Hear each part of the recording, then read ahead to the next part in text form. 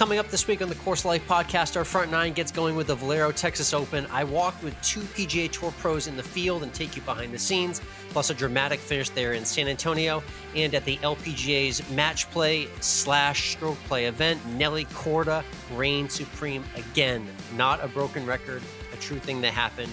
We get into that golf news, plus a teenage phenom joining the show from the women's game, talking about Mia Hammond. She made LPGA Tour history last summer, and she has a lot more in store for 2024. Really cool conversation coming your way. Plus, we're talking about the eclipse here in Texas, baseball, and when we always end with food, it's ballpark food creations.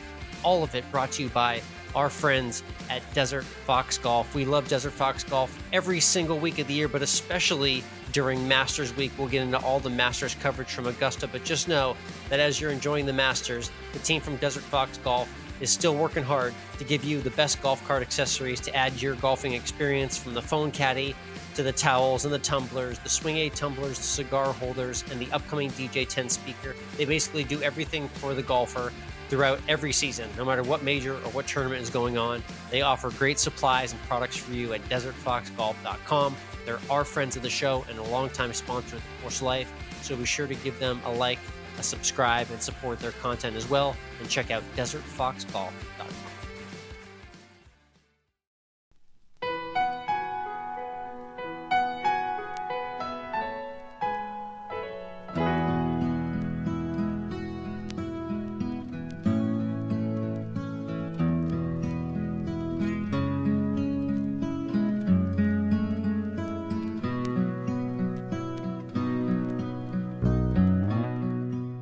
Hello, friends, and welcome to Course of Life. We are proud to be here with you again and presented by our friends at Desert Fox Golf. I'm Michael. He's Alex. And Alex, welcome. Welcome in here to Butler Cabin. And it's that time of year again when we all come together in Augusta, Georgia for the Masters.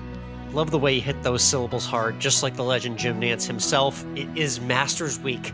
Wasn't quite ready for the intro, but you reminded me. It's the beautiful soliloquies. It's the birds chirping that may or may not be artificial noises. It's the most beautiful flowers, sounds, sights, and smells and tastes that you can get from any concession in sports. And it's the most beautiful setting for the first major of the year, Masters Week. Very much here. It is indeed. Before we get to talking about everything going on at Augusta and some of our picks and sleepers as well, let's talk about the Valero Texas Open, just down in San Antonio, a few hours from you, Alex, because Akshay Bhatia took the W, winning in a playoff, and notable because Bhatia was in the drive, chip, and putt competition a number of years ago at Augusta and becomes the first player to return as a member of the field for the Masters. Great shout out there. Yeah, that's an interesting Masters transition and segue for this week. And we've got a little bit more on the drive, chip, and putt coming later in this episode as well. But Bhatia, as a kid, participated in the Nat, and now he's getting into the Masters for a really great reason. He friggin' won the week before when he had to deliver an impressive major championship-like performance. He did, and it was rocky because he had a gigantic lead on Sunday that slowly withered away. It was one of those things where you wanted to tune out and just give up on the event, but Denny McCarthy delivered the heater of a lifetime to force a playoff that Bhatia eventually won. And so it looked like it was going to be one of those blowout tournaments where you could turn your TV off and shut your phone down, but it was far from that. It ended up being a thrilling Sunday finish. Yeah, it was just an emotional win for him as well, and he gets to return to Augusta. That's all that really matters. That's right, yeah. And I mean, he's a cool little guy. You know, everyone kind of knows him. He's got that lanky frame to himself. He's a tall lefty that hits the ball a mile. He's got a fun personality. He's very open on social media, and he's part of that next generation. You know, we're reminded of just how young and spry he is.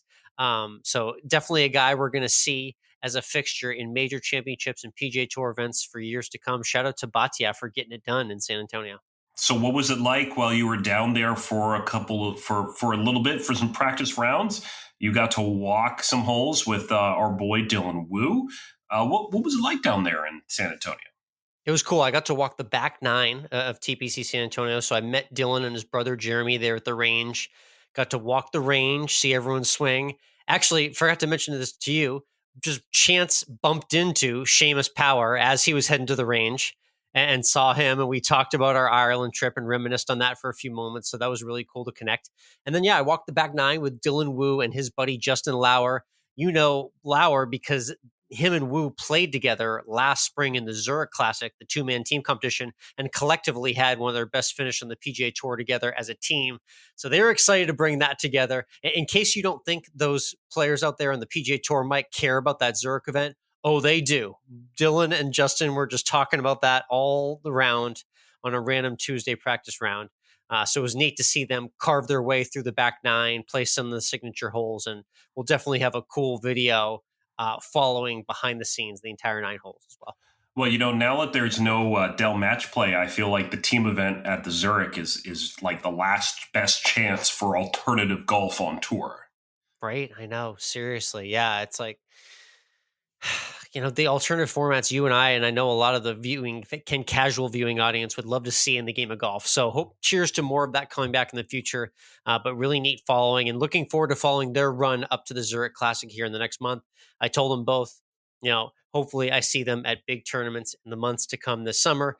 Other surprise guest, which was really funny, which you'll appreciate, is a fellow Ohioan, in addition to Justin Lauer, was following for our 9 holes. And I didn't realize who it was until about a hole and a half in. We were talking a lot of NBA, and then I realized under the sunglasses and the hat, it was Brian Windhorst, the ESPN NBA reporter who you see regularly on the decks for pre- and post-game shows. He's kind of known as the LeBron James expert that's been following LeBron since his days reporting in Akron. So it was really cool to pick his brain. Dylan's a big basketball fan. So we talked a lot of NBA with Windy, as the NBA fans will know him. So fun day out there on the course. Very cool to be inside the ropes and watch the pros prepare. The main takeaways that I got, Mike, are it's okay just to play 9 holes. They just played 9 holes. That was okay. It's okay just to play 9 and hit more practice putts. Those guys made a habit of hitting practice putts to every single green, every single pin that they were going to see that week. So when in doubt, always hit a few more putts when you're practicing. Putting wins championships. We say this over and over and over again. Putting wins championships. Absolutely. When you're out there in that weekly match with your buddy who may hit it a few yards further than you, or may have a fancier, newer driver, or newer this or that, that might all be fun and games. But when you get down to the green and you can make a putt in someone's face when it matters, that really is the full-on evening out point in the game of golf. So definitely drive for show, but putt for dough. And it was neat to see the world's best prepare and hit all the putts they did on the greens. Speaking of the world's best, Alex, Nelly Korda has won 4 straight LPGA events, now winning the T-Mobile Match Play presented by MGM Rewards. We'll talk about why this event is dumb in a minute. But first, let's just say that is this reminiscent for Nelly Korda now going 4 for 4 of what she did in 2021. We need to remember 2021 when she won 4 times and she won her first major and she won gold at the Tokyo Olympics. Now she's won 4 events. There is an Olympic Games coming up this year in Paris, and she is primed going into the first major of the season to win again. Yeah, it's the heater of all heaters. And I think honestly, I wish it maybe came a little bit after the Caitlin Clark hysteria, because I think she's the female athlete that we need to be devoting all our attention to, because what she's doing right now in the world of golf is unbelievable and definitely unheralded for sure. It needs to be getting more attention. Nelly Korda's won 4 straight times on the LPGA Tour. That's right. The LPGA Tour, the best female golfers in the world, are all collectively gathering at events all over the place. And it doesn't matter if it's stroke play or match play or a mix of both, or where it is, or how tired she is, or how much jet lag Nelly Korda has going through her system. She's still slogging her way to victory for the 4th time in a row, heading into the first major. It's perfect timing, and it's very reminiscent of that 2021 run, and maybe it could be even something more special later this year. Yeah, and I think it's interesting to say slogging out a victory. This seemed like a pretty easy trip for her through the match play, which was really 3 days of stroke. And then the last 2 days was the top 8 players from those stroke play getting to do a match play. So they just do 3 rounds over 2 days. She was able to win over Angeline 3-2 in the quarters, and then win over Naren Ann 4-3 in the semis, and then went 4-up really early on Liana McGuire and just cruised the rest of the way to victory, winning. Yeah, it was impressive and dominant. And you said that the weirdness of that format again, it just always strikes me. It kind of reminds me of the way that they varied the Dell match play format to make sure basically that they had every player in the field there for at least a few days. Because you remember the old match play brackets used to be just straight up single elimination. So if you lost that Wednesday match, you went home on Wednesday and your trip was very short there. So I'm wondering if that's why they altered this format as well. So they make sure they keep everyone there for at least a few days for viewership and ticket purposes. But it just kind of defeats the purpose of calling it a match play event if, less than half of the actual event is match play. So just I don't know, a little bit of a strange venue and mix between stroke and match play. But the Shadow Creek venue, undoubtedly an awesome course, regardless of what tournament they have there. Was indeed. So we'll see if Nelly Korda can win a major coming up at the Chevron Championship in your neck of the woods there in Texas, and see what happens. Yeah, also, I'm going to record next week's podcast from the Chevron Championship, actually, when we talk. Yeah. There we go. Also, we're talking about in the land of women's golf, the ANWA, the Augusta National Women's Amateur, was this weekend as well, getting us in the mood for the Masters. And 3 birdies in her last 4 holes, which was a pretty good finish, whether you're playing at the ANWA or the Masters. Lottie Woad took the W. Amazing name, too. I just kept saying Lottie Woad all weekend as I saw her on the leaderboard. I was like, Lottie Woad, there she is. It's a very easy name to roll off the tongue, and it was nice to see her finish in style, like you mentioned, at, Augusta National. This tournament's awesome. It reminds me of it every year. It's kind of nice now. It's basically this and the drive, chip, and putt serve as kind of your first look. It's like Augusta has taken over a second weekend, like right below our noses without us even realizing it. I spent Saturday and Sunday watching Augusta National, and it wasn't even yet Masters Week. So shout out to the ANWA for being an awesome Augusta finish.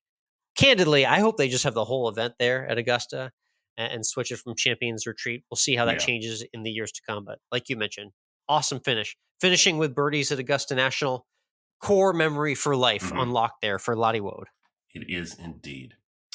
Worth talking about the Corn Ferry Tour real quick, because they were here in the Savannah area for the Club Car Championship over at the Landings. And also worth noting because a Georgia Southern alum, just an hour away from here is Georgia Southern, Stephen Fisk took the win in a playoff after also birdieing the 3 of the last 4 holes to get himself in position. The par 5 finishing hole at the Landings, this particular course they do at the Landings, is just a great finishing hole, par 5 along the marsh with the green tucked in to the right, where you got to go over a bunker and more marsh to get there, especially if you're going forward in 2. It's a very difficult green to hit in 2. And it's a fun course to walk around on too. It's beautiful there. Love the low country marsh vibe. If people haven't seen a course along that coastline, it's just kind of a special type of look that's just discriminate to that part of the United States in golf architecture. So I know exactly what you're talking about. And good to see a local win, an Eagle from Georgia Southern winning locally in Savannah. I'm sure that meant a little bit more. And I know he probably had the boys there supporting him for the W. So that's always good when you get the boys there for a win. Live Golf was in action as well, as those guys tried to get themselves in final shape before we got to the Masters. Dean Burmeister took the W over Sergio Garcia in a playoff. Great. 2 guys that either are washed up or you've never heard of playing against each other. Dean Burmeister not really moving the needle, but Mike, give me the what's the AK update? We got to follow up on this Anthony Kim story, because he's like golf's Yeti. No one knew what the hell happened to him for a decade, and he just reemerged from the ashes with a gigantic check from Liv to start playing competitive golf again. Yeah, but I think he had a rough go out there this past weekend in Miami. The good news is he finished 53rd out of 55 players. Okay. The bad news is one of them was Cam Smith, who withdrew after the first round. Mm-hmm. And also Ben Campbell, who is listed as having finished but only played 2 rounds. So, so I finished the leaderboard ahead of two guys, Yeah, but I didn't necessarily beat them. That's the Anthony Kim report. Sounds like Cam Smith went 3 over in his first round. Ben Campbell went even over the 2 rounds that he played. Anthony Kim went 21 over par. Yeah, and still was 6 shots clear of the guys in 51st. It's not great. I mean, listen, I'm rooting for his personality and his electricity to bring some sort of fun, energetic, entertaining comeback to the world of golf stratosphere. But it doesn't seem like that's going to happen anytime soon based off this play in the live events. So, yeah, the little bit of a bumbling start for Anthony Kim's return to golf. Worth noting, we'll talk about this more in just a minute, but Brooks Koepka finished 7 over par over his 3 rounds. Not ideal going into the Masters. Okay, noted. All right. Just going to say that out loud for you. Hey, let's talk real quick about what's up on our YouTube channel. There's your night golf in Florida is up there as well. There's also you from like an hour ago today, because we're recording on Monday, chipping in your backyard in darkness in the middle of the day, thanks to the totality of the eclipse that was going over your house. Yep, I got totalitized by the eclipse here in Austin, Texas. Little touch and go. There was a little drama, so be sure to check out our YouTube video, Course of Life Podcast on YouTube. We'll have that video up for you right now, and you can see exactly what it was like to be in the path of totality right in my backyard. There were some strange things that happened, and yes, of course, while the whole world was looking up, I decided it was a great moment for some golf content because, you know, that's what I do and that's my existence on this planet. So I wanted the moon and the sun to see that as well too during totality. So yeah, check out our YouTube page for the full eclipse video recap. Can I share an unpopular opinion? Yeah, tell me how much you care about the eclipse. I don't understand the big hoorah. The big the eclipse thing. I don't get it. You know, it got like a little dark here for a little bit. Like it's just like you looked outside, you're like, it just feels a little dim. And you know, so the moon moved in front of the sun. It happens every once in a while. You know, whatever. And now, see, you know what? I'm gonna sound like that elitist that like has had the Disney Fast Pass and ridden all the rides. And then I'm like talking to someone who hasn't gotten on their first ride of the day yet, where it's just like, I'm going to sound like an a-hole when I say this. Once you experience the total eclipse and you're really in the path of totality, then you get it. I do get it. I would say it met, but did not exceed my expectations for what happened. I think maybe the better metaphor for us to really be able to share is that maybe you being able to witness totality is what it feels like for your college sports team to win a national championship, right? Yes. Like just we are on top of the world. Yeah. It's just like, it's the best feeling in the world to know that your team won the NCAA men's Division I men's ice hockey national championship last year. I mean, that's the best feeling in the world to know your team did something like that. Thank you for etching that in. I appreciate that. And the feeling was very similar. Like I said, I've been grasping at straws for just wins for anything. And the win of the day for Eclipse Day was basically that the clouds didn't get in the way. I got to see the full ring with the Corona and all that jazz. So again, check out our YouTube for the full totality recap. And yes, a handful of chip shots in utter darkness in the middle of the day. It's cool stuff. Well, friends, let's turn our attention back to Augusta because it is the Masters. It is what, at least Alex, I think you and I believe is the best major in golf. There are some out there, including some greats in the game, who disagree with us. And you know what? They're entitled to their opinion, but they're wrong. So let's look at it and let's say if you have to pick one person right now to win at Augusta this year, who's it going to be and why is it not Rory McIlroy? Well, yeah, I mean, and the odds would tell you that essentially that this is Scottie Scheffler's Masters to win. Despite what you saw, you know, with the loss in Houston, he is still the best pick and the most primed player to win, who has also won recently 2 years ago at Augusta in 2022. 3-1 odds to win. Rory sitting back at 10-1, just to give you an idea what that gap is in the odds makers' frame of mind. So it's Scottie's tournament to win or lose first and foremost. I will not be picking Rory McIlroy for this Masters. I'm a fan supporter of the idea of Rory McIlroy completing the Grand Slam at the Masters, and I would like to see it happen. I don't think current form and the cards at hand are going to allow him to play good enough golf to let that happen through 72 holes. So that's why if you're asking me to pick one person, it's going to be Scotty Scheffler versus the field, and I will be refraining from Rory this week. Okay, so no Rory on your pick list. This is obviously a field where there's going to be some guy who's going to make some run. Maybe we'll see Freddie Couples toward the top of the leaderboard on Thursday. He always doesn't seem to have it as often anymore as he used to, but he used to always just kind of pop up toward the top of the leaderboard for at least a little while.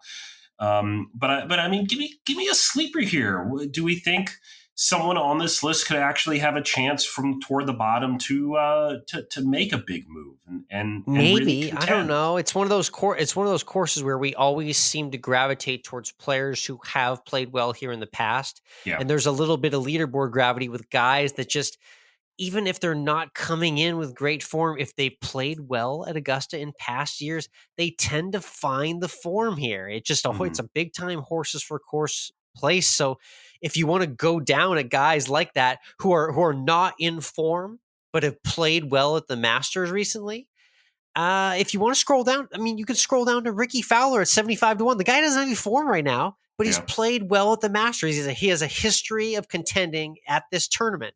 So if you're just laying $1 on the long shot odds of him contending and that happening, that could be something to look at. I've seen Sepp Straka pop up on the leaderboard here. Justin Rose at 90-1 has popped up on Augusta leaderboards. He's come close here so many times. Keegan Bradley's shown his face at Augusta and's got a little Ryder Cup revenge maybe after full swing his errand to notch a big career-changing win. So yeah, if you're looking down the list, basically what you're doing is you're looking back at old Masters leaderboards and saying, who finds a way to just consistently play well here? Let me give them a chance at long odds. What do you think has a better chance of happening? Tiger Woods playing 2 full rounds of golf or Tiger Woods making the cut? Yes. Well, I would say the odds are better of him playing 2 full rounds of golf. Okay, just first and foremost, but not by much. Yeah. And neither odds are great, to be honest. That's sadly the new quota that we're gauging this week. For reference, Tiger and Phil both going off at 100-1 odds to win, which I find a little comically sad at the same time to see him that far down the list. Tiger said that he was going to play one competitive tournament a month, and he's played 1 round in 8 holes since January. Yes, he did. Not a tournament, facts. 1 round and 8 holes. So this is not a good track record for Tiger. And just I'd be surprised if he makes it to the end of the day on Friday. That's the new quota. Is will he make the cut? Okay, let's figure that out. If he does, congrats to him and shout out to him. Now, next ladder is will he finish 72 holes? Because that we don't know that that's going to happen. He may have enough in the engine to make the cut and be 1 or 2 under through a couple rounds. That's very realistic. What will he do Saturday morning after 2 rounds in 2 days, making it 3 rounds in 3 days? Those are the things you're going to have to look at throughout the week. Weather's going to be decent enough, it seems, in Georgia. How's the Georgia weather doing recently? I know you're in a different part of the state than Augusta, but how down here it's been beautiful. Down here it's been beautiful, at least in the Savannah area. He needs that. He needs no alternative conditions for the bad back. Yeah. We can't have anything adverse at all for Tiger this week. My last player question for you about Augusta is: which of the live guys has the best chance to take the win here? Is it defending champion Jon Rahm? Is it the other major champion from last year, Brooks Koepka? Is it Taylor Gooch, who's probably not even in the field, so it doesn't matter? We started on Gooch. Yeah, that was a whole rip. I appreciate that little note. How about Dustin Johnson at 33-1 odds?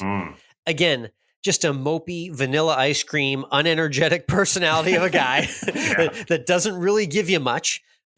God damn it, he plays well at this course. He finds a way on this leaderboard at this course, no matter what form he's in. He's won here a few years ago. So that's a guy I'm looking at decent odds, 33 to 1 odds. Definitely worth the look. I'm staying away from Cam Smith off that withdrawal last week. Yeah, A lot I of agree. people in the live circle are talking about Joaquin Niemann because he had a little bit of heater earlier this spring. If he could bring a little bit of that momentum, you could definitely see him towards the top of the board. He's had a good finish at Augusta before. So I'd be leaning on Niemann and Dustin Johnson if you're looking at live guys to contend this week. All right. It's always worth noting also when we talk about Augusta is how it seems that it is like taking a step backwards in time. There are no phones out on the golf course. Correct. And the food still costs like $1. Yes, it's amazing. Every time this menu goes by on social media, and we'll post it at some point on our Instagram at COL Podcast, they flash the menu and like, there's a lot of things that changed in this world, Mike. There's a lot of prices that change in this world that aggravate me. But the Masters has done it right. They have kept prices earth-shatteringly low on their concessions for years, and it's stayed that way. Great tasting sandwiches, of which I sampled a few when I got there, coming in at no more than $2 to $3, maybe $4. Even your draft beer staying $4 or $5 or less. It's the dream concession stand you always wished you could see, and so it needs to be shout out that. Whatever you think of the Masters or Augusta National, just know their concession prices are absolutely on point. All right, we'll have a recap of whoever does get to put on the green jacket on Sunday on next week's episode. But for now, friends, let's pull away from Augusta and let's get to this week's guest. This is the second youngest guest in the history of the show. The youngest, of course, being Sebastian Pell from New England, who we all remember threw his club into the sod in the middle of his swing. But this young teenager made history last summer on the LPGA Tour at just 15 years of age. Yeah, how about being 15 years old and making the cut and finishing in the top 30 in an LPGA event against the world's best? That Pretty was good.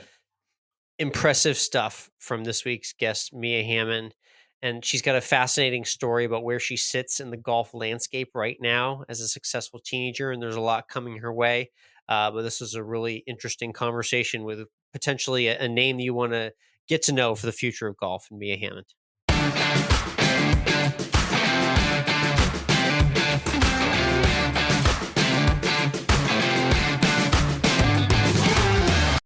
Next up, she is a teenage phenom and junior golfer that made LPGA Tour history with an unbelievable top 30 finish in last summer's Dana Open in her home state of Ohio. And she just received another huge honor as well, too. It's Mia Hammond joining us on the Course of Life. Mia, how you doing tonight? I'm great. Thank you so much for having me. Yeah, it's great to have you on the show. We'll get to your performance against the world's best on the LPGA Tour in a little bit. But first, the news that we just recently got is that you were selected to be part of the first ever USGA US National Junior Team. I'm curious, how did you hear the news and what were your thoughts when you first heard about that? Yeah, so back in October, I had played in an event in Canada that was kind of a tester, I want to say. They had 3 of us selected, all from around the country. And it was honestly such a great week. I had so much fun with the 2 other girls that were there. And, we didn't hear much for a few months. And then a couple of weeks ago, I got a call from Coach Zambri saying, hey, would you love to be part of the team? And, obviously I couldn't turn it down. It's such an honor. And it's just, I'm so excited to get started with everything, considering my experience in Canada.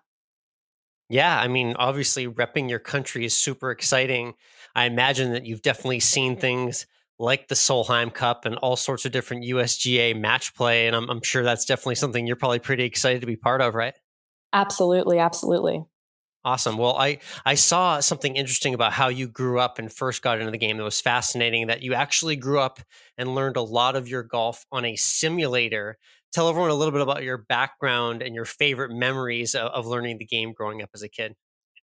Yeah. So honestly, my memory is a little fuzzy, considering it was so long ago, but I do remember being really little and my dad used to practice in our basement on our simulator, and I'd be down there with him, and I don't think I took it that seriously. But I would, try to hit a few balls in the simulator and then go play with something else and then come back, hit a couple more balls. And then as I got older, I want to say I was 7 the first time I was on an actual course. Our home club at the time, Zanesville Country Club, didn't allow kids on the course until they turned 7. Oh, okay.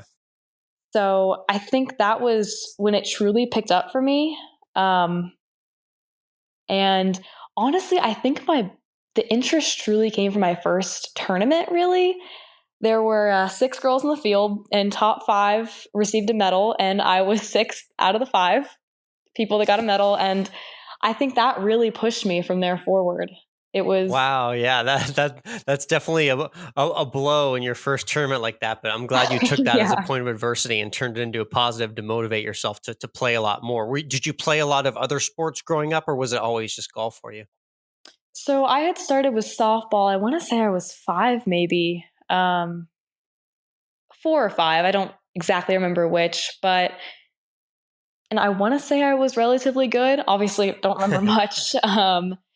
And then I was on a basketball team for a little while, just a local rec center team. And then when I was around 9 or 10, maybe 8, I started with gymnastics and was only with that for a couple of years. I had a lot of knee injuries actually when I was younger, and it kind of limited me. Definitely. Yeah.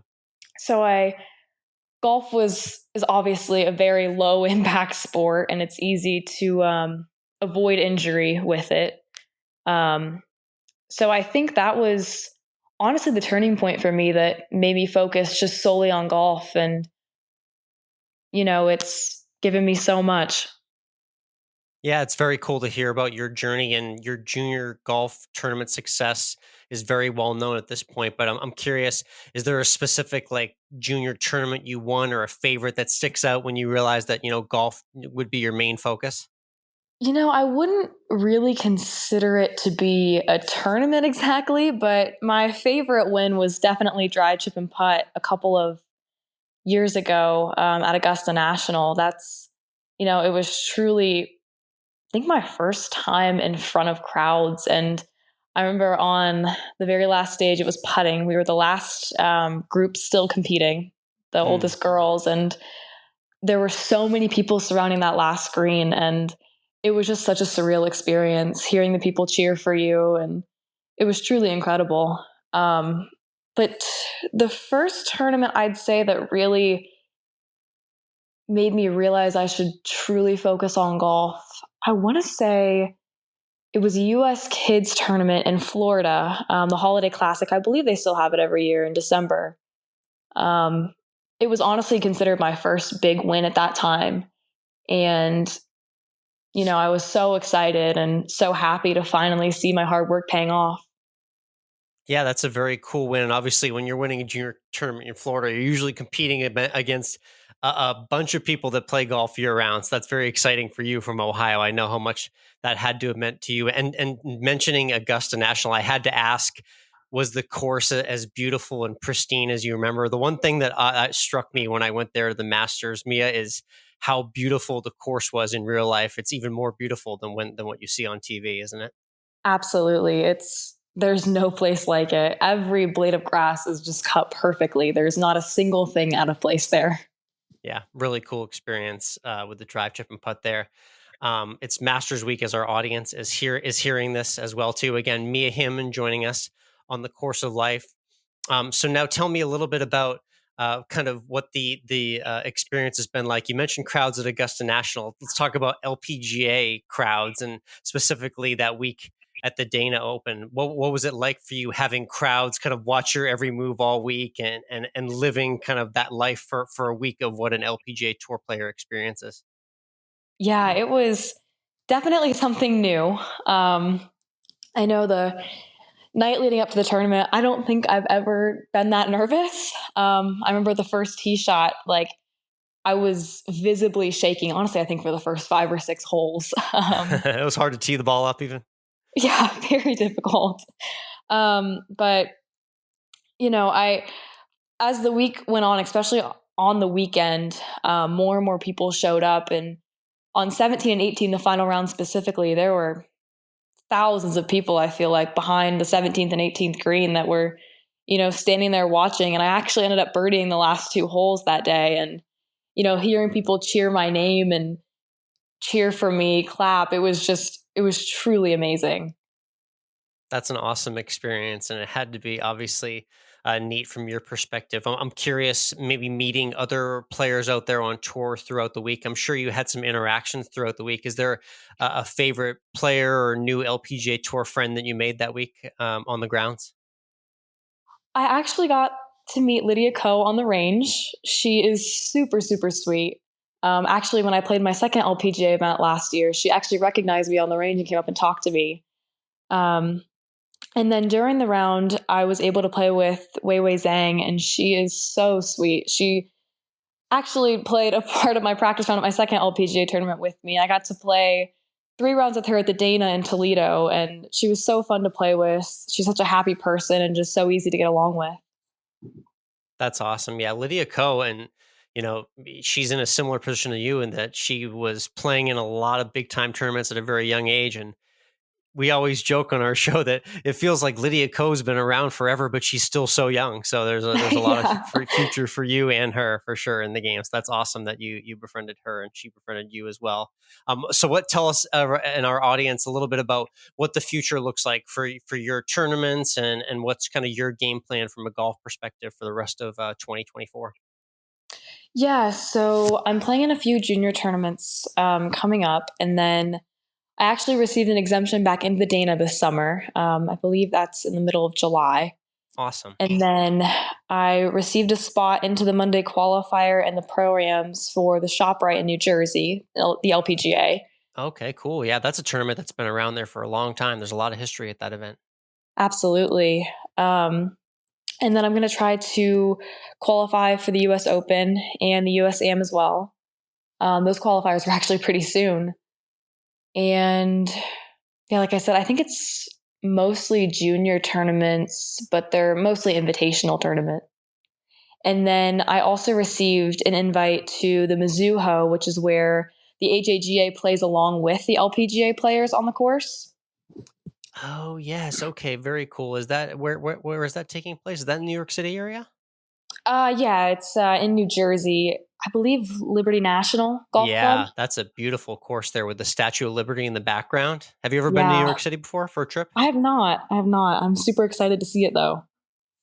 Nice. That's going to be a fun trip for sure. Everyone always remembers their first time in New York City. It's an awesome city to visit, and you'll be playing in a really cool event as well too. So that's what the future looks like. It's Mia.Hammond. 18 on Instagram if you want to follow along with her journey as well too. Let's just do some quick shot questions, just some rapid fire questions for you, Mia.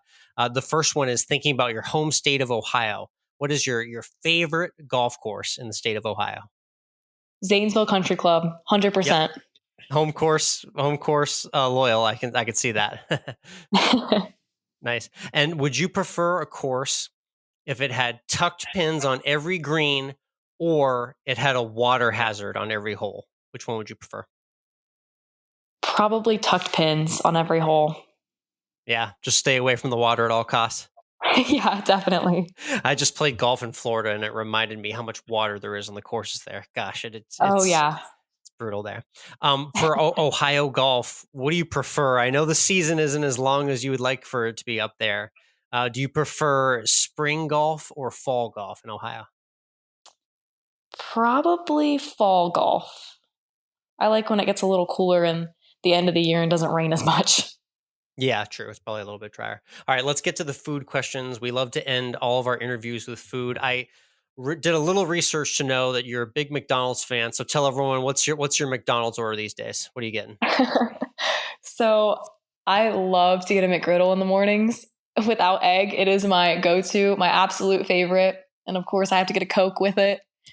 And for lunch, I love a McChicken with just mayo and cheese.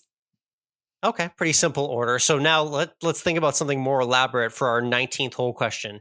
Let's say you get in like the clubhouse at Zanesville, or you just played a really good round and you sit down at the 19th hole. What's like your favorite meal and drink that you like to have after you play a round of golf? A club sandwich and probably a Coke. Nice. Sticking with Coke. Regular or Diet Coke? Regular. Love it. Yeah, I mean, the club sandwich is tried and true. It's one of our most popular answers in the history of that question. So, Yep, can't makes a go lot of wrong. sense. Yep, you can't go wrong. Awesome. Well, Mia, thank you so much for hopping on the Course of Life. Excited to learn a little bit more about your story, and we're going to be following for all the tournaments that you play in this summer. Best of luck, and hit them straight out there. Okay. Thank you so much.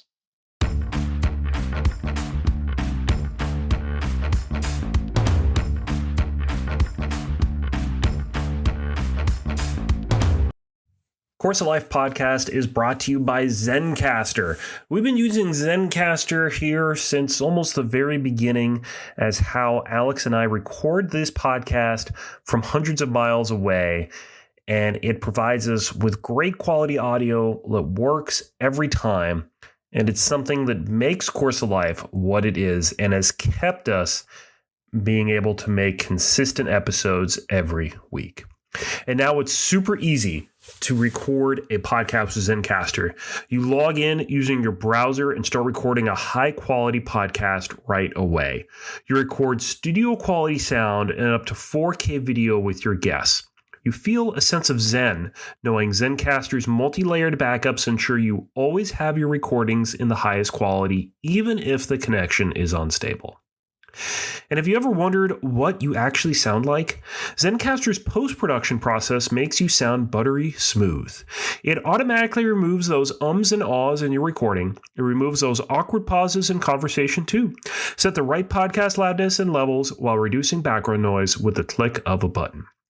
Head on over to zencastr.com/pricing and use our promo code CourseOfLife to get 30% off your first month of any Zencastr paid plan.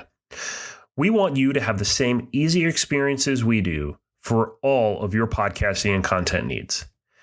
Again, that's zencastr.com/pricing and our promo code CourseOfLife. Zencastr, it's time to share your story.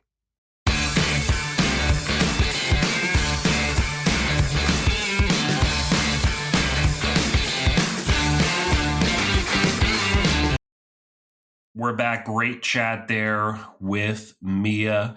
Alex, you know how I've been saying for some time now that there needs to be a women's Masters at Augusta in the fall. It's a long-standing take of yours. We saw how beautiful this course was during COVID in the fall. It needs to happen. And Mia needs to be playing and maybe even one day winning this new fall women's Masters at Augusta National. Yep, that's a great little crystal ball moment right there, and we're gonna run this tape back years from now when we're older and crankier, and Mia Hammond's putting on the what's it going to be, teal? What color jacket are they going to go with for the ladies' Masters? That's the real question. I think they can stick with green. I think she'll be putting on the green jacket color in Butler Cabin, just like the men's Masters Championship would. I appreciate that prediction. That is something fun to throw out in the cards. There's definitely a lot more that you'll hear about from Mia Hammond and her game. Like she mentioned, she's already getting exemptions into some other LPGA events, so you'll see her out on the LPGA Tour later this summer. Definitely a name you want to kind of log down, Mia Hammond, and keep track of her career in the years to come. And if you like that chat with Mia, plus everything else we do here on this podcast, make sure you punch that subscribe button on the podcast app you're using. Or if you're listening to us on YouTube, make sure you punch that subscribe button on YouTube as well, so you never miss anything that we do here. Check us out on Instagram. COL Podcast is the main podcast account. Course of Life. Alex is Alex. I'm at MWRINC. Alex is still on X, formerly known as Twitter, Course of Life 1. Of course, as we just said, we're on YouTube as well, Course of Life Podcast, so you can catch us there as well. If you like food, and who doesn't, make sure you follow our food content on AlwaysEndWithFood on Instagram as well. We'll talk food in a little bit, but first, let's talk basketball. March Madness is coming to an end. The first weekend included kind of like The second weekend was fire, and this weekend kind of was again. Yeah, that's the correct way to put it. But the roller coaster in defense of the bracket brought us exactly kind of like where all the fans want to be brought, which was 2 finals and 2 championship games on both sides. featuring awesome one seeds that had been great teams all year. That's pretty much all you can ask for as a fan. So however busted your bracket was, and I know yours was just as busted as if not more busted than mine, we at least got some fantastic matchup out of it. And especially, I want to talk about the women's matchup. Caitlin Clark and the Iowa Hawkeyes against South Carolina, the undefeated South Carolina Gamecocks. That's about as great a stage as you can set for women's college basketball, and an awesome crescendo to the whole run-up that the sport of women's college basketball has had this season. I mean, Caitlin Clark, twice a bridesmaid, never a bride in the NCAA Final Four there, which is disappointing for her. But her mark on the game is certainly something that'll be there for forever. And South Carolina just cementing the undefeated season and taking the win. And again, it just goes to show how strong women's basketball is too. I think we all kind of forget it sometimes, even with a great player like Caitlin Clark. Women's basketball is a fantastic landscape of teams here, and any of them can win on any given day to a great extent now. This isn't about just UConn winning nonstop anymore like it used to be. I appreciate seeing the diversity in the women's college basketball game. The game is so fundamentally flawless, which is awesome to watch. And Clark brings that kind of Steph Curry vibe to the whole thing. But what I'm interested to see now is what sort of lift she's going to bring to the WNBA. We've had extremely successful players in women's college hoops, like a Breanna Stewart or like a Sabrina Ionescu in recent years, that have made that leap to the WNBA. They've been stars in their own right, but can Caitlin Clark really bring it to the next plateau in terms of the WNBA's popularity? That's what I'll be watching. She'll obviously be the number one pick. Seems like she's going to the Indiana Fever. She's going to stay in the Midwest, it appears. So her journey just begins. Unfortunately, does fall slightly short in the final in South Carolina, though. And shout out to the Gamecocks for the perfect 38-0 season. That should not be understated. I know it was kind of Caitlin Clark's season from the national news perspective, but 38-0, not to be understated. Can we also just talk about real quick? We know Caitlin Clark is going to the WNBA, but I forgot to make sure we talked about this a couple weeks ago, but there is that $5 million offer from Ice Cube for Caitlin Clark to go to the Big Three League. Yeah, I wish she could do both, but she can't. The seasons kind of intersect. I was like, can she just do both? Or? Ice Cube was saying they could make it work. Honestly, yeah, it could probably just be a thing where it's like, I'll just be like in a guaranteed 2/3 of the games. And, obviously there'll be scheduling errors with the rest of them, but that would be so funny to see if she actually took that agreement. I would kind of love it. I kind of appreciate her for just going and getting that money, girl. Like, while the oven's hot, you might as well. So interesting to see what choices and other random offers she gets in the future. I'm sure this isn't the last strange news story we'll see about an offer to Caitlin Clark. All right, let's talk baseball, because the baseball season really kind of is in full swing now. We're a couple weeks in. And Alex, if you look at the standings right now, especially in the American League East, it seems like the clock has rolled back a number of years. It's Yankees and then Red Sox, and then quite a ways down, there's the Orioles, Rays, and Jays again. Yeah, we're doing this little thing where we're masquerading as a good team, even though I know that we're really not. They're going to reel me in because this is the way the world works in sports. The AL West stinks. We've beaten up on the Mariners, the A's, and the Angels. Mike, have you seen the pictures of the Oakland Stadium for athletics games? It is so sad with that team moving out. There's nobody there at all.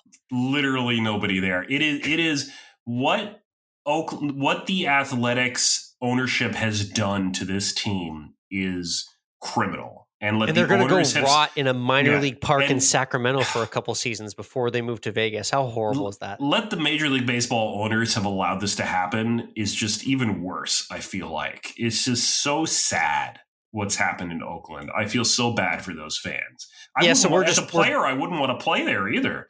So Red Sox are bullying on some teams right now, but we're a little bit fraudulent right now. We'll see what happens when we actually meet our compadres in the AL East. But for now, the standings look nice for us in Boston. Yep.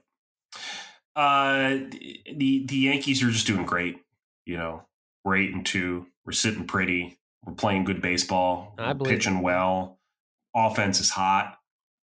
We're going all the way this year. So World Series or bust.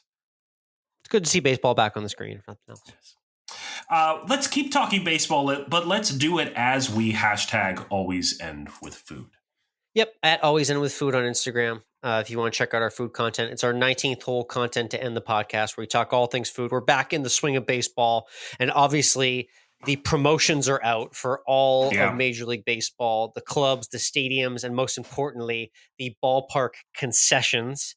We love featuring all that's great and the latest and greatest in ballpark foods. Sent you over a piece, Mike, where it scans some of the highlights, but what took your fancy here for what's new in ballpark concessions in 2024? I mean, there's a lot of crazy stuff out there right now. There's the rainbow cookie egg roll at Citi Field, which just sounds like a weird abomination going on there. Fenway Park, you got Irish nachos going on at Fenway. Just really pandering to that Southie Irish St. Patty's Day audience there, heading to the ballpark for a game. That's a good pandering move by the Boston crowd. I got to note the Marlins $52 all you can eat ticket right now. It's $52 all you can eat. It includes the following: hot dogs and chili dogs, nachos, cheeseburgers, popcorn, peanuts, cookies, soda, and water. I got news for you. That's a great little assortment. I think you could try at least one of each and definitely make out with a little bit of profit for $52. That's not a bad deal, all things considered. It's not bad. That's not bad at all. I also need to talk about what the Atlanta Braves are doing, this new 4-bagger. 4 hamburgers, 1 pound of brisket, Reaper pepper mayo, jalapenos, cheese, and beer-battered onion rings. This thing is a heart attack and a half just staring at you. Yep, that's scary. That's scary. I mean, I appreciate how much they're giving you, but there's also a moment when the meat to bread ratio just doesn't work for the sandwich.